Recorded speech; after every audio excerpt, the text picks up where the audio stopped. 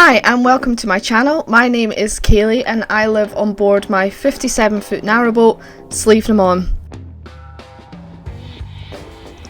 Over the last 12 months I've been cruising the English waterways and I thought I would make a Q&A video just to answer some of the questions, share some of the knowledge and things I've learned over the last 12 months, so stay tuned for that.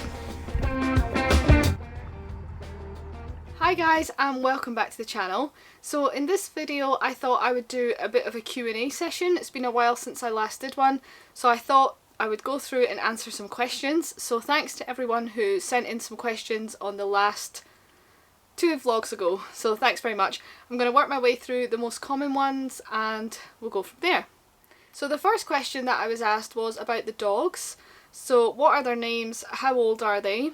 So my oldest one is Hugo and he's a long-haired Chihuahua and I believe he is either 13 or 14, I'm not exactly sure. But yeah, he's 13 or 14. Hugo has unfortunately been having a few health issues recently. We believe that he has Cushing's disease. So Cushing's disease is really difficult to confirm a diagnosis according to the vet. So they're fairly confident that that's what he has, so it's a bit difficult to manage because it's basically increased thirst, increased urination, hair loss, and he's just not really been himself. So obviously the sort of increased thirst and urination is a bit of a problem just with getting him out in time, but there are options for medication if we want to start medicating him, which will help with needing to drink so much and therefore needing to go to the toilet as much. So I've been really lucky with Hugo over the whole time I've owned him, so I've had him since he was 18 months old, and yeah, I've barely had any issues, so it's just part of old age. They do say it doesn't come itself, so that's what we're dealing with Hugo at the moment. My other Chihuahua is Coco. She is, I should know this, I think she's 5 now. She is a rehome. We got her a couple of years back. She also has issues, which I'm sure a lot of rescue or rehome dogs do have. She has allergy issues, so basically she's allergic to pretty much everything. So she's on steroid medication every day, which isn't ideal because it causes some quite nasty side effects, mostly being that she has an increased appetite and therefore has gained a lot of weight. So I try to manage it where I lift Hugo's dish if he doesn't finish his food, but she's so greedy and she just eats everything that's outside, inside, whatever. But other than that, you know, it is what it is. So that's my two dogs. So another question that I was asked was, what is my job? So I work as an operations manager for a software company. I've worked in that job for, I think it's about 8 years in total. But I did take a break from, so I worked there from university, so I studied business management.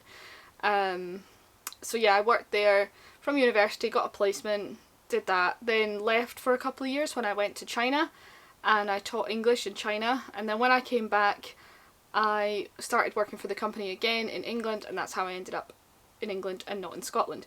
So yeah, about 8 years in total. So the next topic is about the Marina. Why did I choose Marina? So there's a couple of reasons. The first one is that there's a chandlery on site, so when you're in the midst of doing a project on a boat or any sort of project, it's really useful to be close to a shop where you can buy all the things that you need. So that's reason number one. Reason number two is I was cruising with Andrew for most of this year. He likes it here and that's where he was staying for winter. So we thought, well, we'll just go there. It's a nice marina, it's close to everything. The third reason why, is there a third reason? Yeah, I think it was mainly just having a chandlery on site and just convenient, really.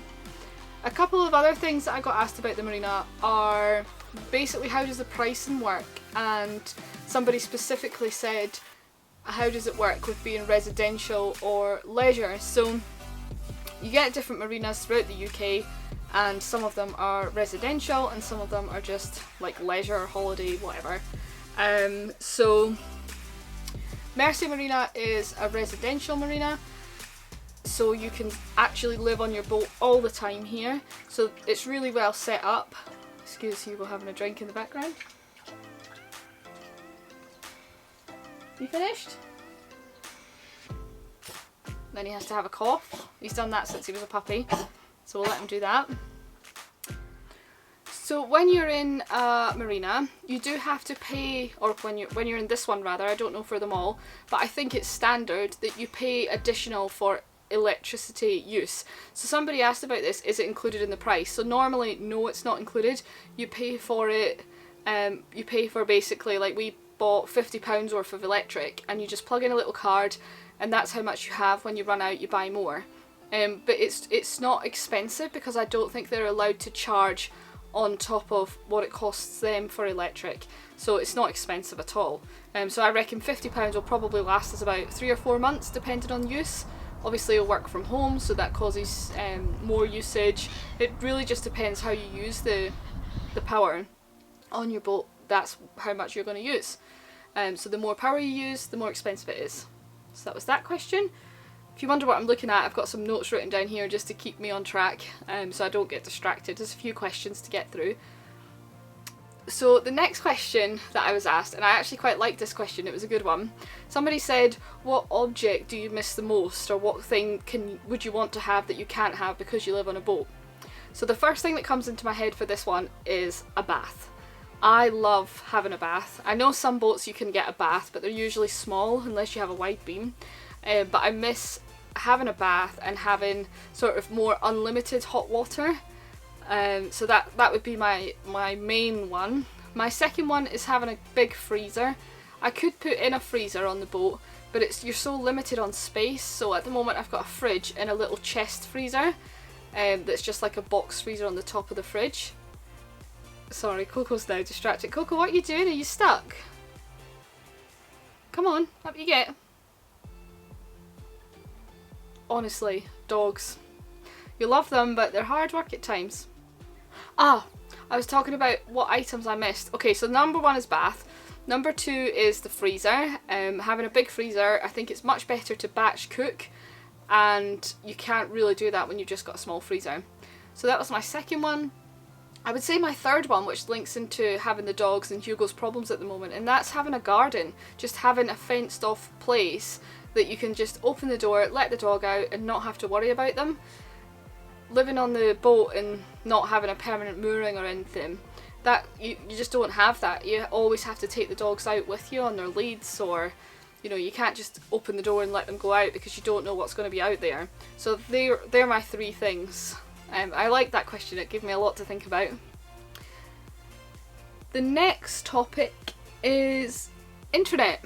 So somebody asked about the internet, and you get asked about internet quite a lot, but basically there are so many options on the market for internet.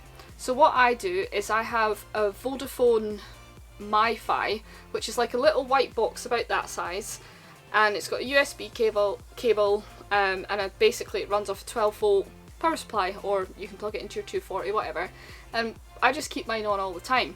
So that gives me unlimited internet, and I find it works really, really well. I don't have any problems at all in most areas.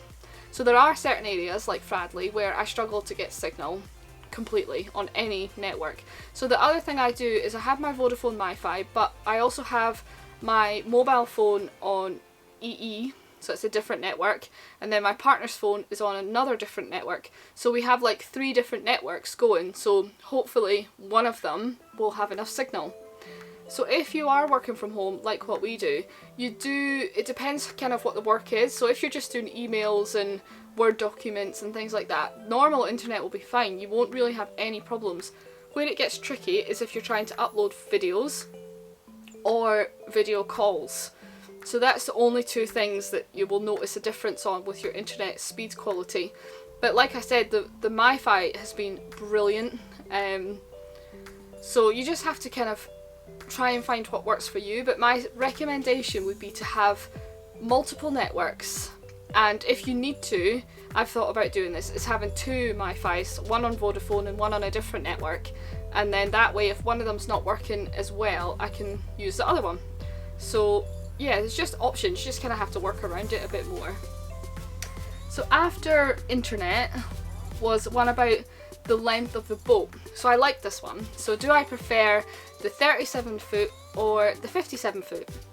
So I would say I prefer the 37 foot for cruising it.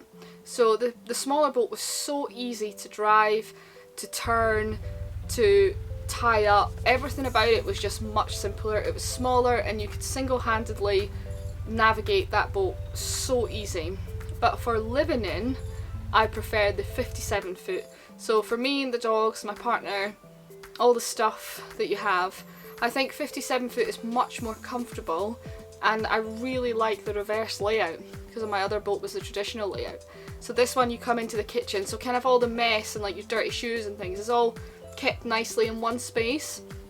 So for living in, I would say the 57 foot is much more comfortable, but the 37 foot is totally doable for one person, I think. But yeah, I do miss my little boat. She was a really good starter boat, and for anybody who's on their own, who's considering like what different lengths they should go for, I think if you're on your own, go smaller, because it's so much easier and it will really help with your confidence to feel like you can actually do it. So I'm glad I started off small, and also when you do move up, you've got more space and you're not like downsizing, because some people like move from a house to a wide beam and then they try and move to a narrowboat and they find it really difficult, whereas if you start small and then work your way up, I think it works out better that way. So that's what I think about the length of the boat. The next topic is, oh yeah, what do I like the best about living on a narrowboat? So I absolutely love living on a boat. I think being so close to nature, I've talked about this so many times, but it's really nice.